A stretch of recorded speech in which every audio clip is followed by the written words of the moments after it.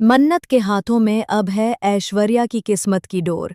जिस औरत ने दूसरों की जिंदगियां अपने हाथ की कठपुतलियां बना रखी थीं, वो आज खुद फंसी है अपने ही रचे जाल में। ये कोई साधारण दिन नहीं था। इस दिन कई चेहरों से नकाब उतरने थे। कुछ रिश्तों की हकीकत सामने आनी थी और कुछ परछाइयों को पहचानना था।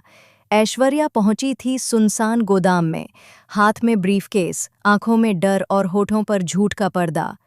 वो किडनैपर्स को पैसे देने आई थी, पर उस अंधेरे में जो शख्स खड़ा था वो कोई और नहीं बल्कि गगन था, उसका सबसे बड़ा दुश्मन, जिसका चेहरा उसने सालों से मिटाने की कोशिश की थी। लेकिन ऐश्वर्या कोई मामूली मोहरा नहीं थी, वो खुद एक चाल थी। इस बार उसने सिर्फ पैसे नहीं लाए थे, वो लाई थी अपने वफादार गुंडों की फौज। उसने गगन को घेर लिया, जैसे शिकारी शिकार पर झपटता है। और अब वक्त था गगन के चेहरे से नकाब हटाकर उसका भांडा फोड़ने का। लेकिन किस्मत ने फिर खेल खेला। ठीक उसी वक्त तेज धमाकों की गूंज ने सबको चौंका दिया।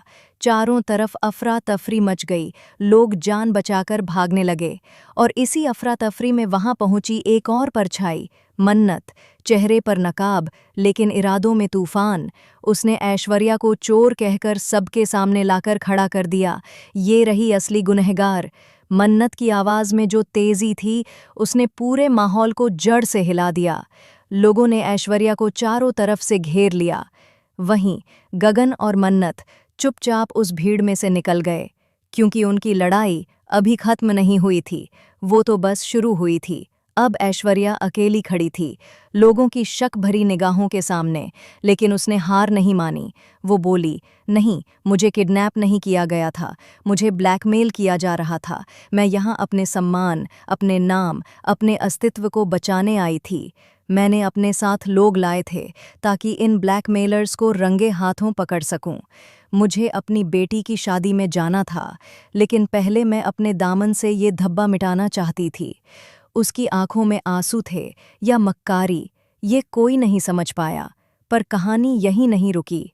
वो बोली, आपने तो अब तक सिर्फ आधा सीन देखा है, असली कहानी तो अब शुरू होगी, क्योंकि अब इस खेल में शामिल होने वाला है एक और खिलाड़ी।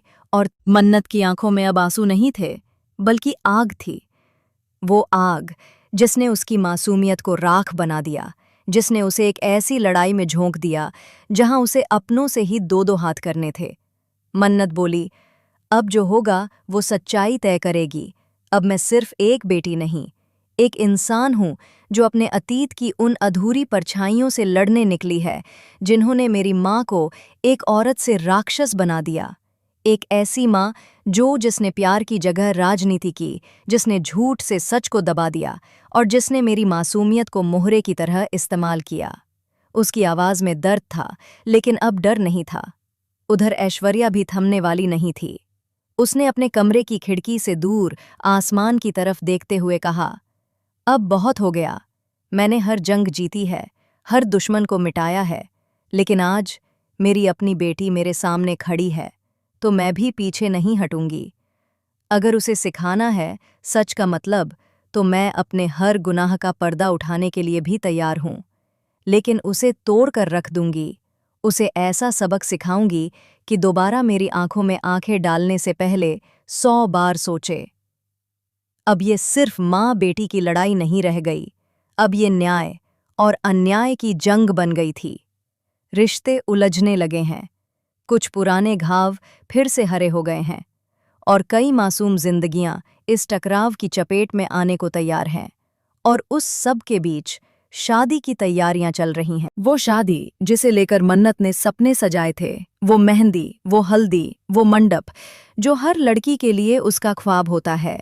अब उसी शादी की वजह से उसका जीवन एक युद्ध का मैदान बन चुका है, जंदहा हर मुस्कान के पीछे साजिशें हैं, हर गले मिलते रिश्तेदार के पीछे खंजर छुपे हैं। अब सवाल ये नहीं है कि कौन जीतेगा, अब सवाल ये है कि क्या कोई जीतेगा भी, या फिर ये लड़ाई दोनों औरतों से सब कुछ छीन लेगी।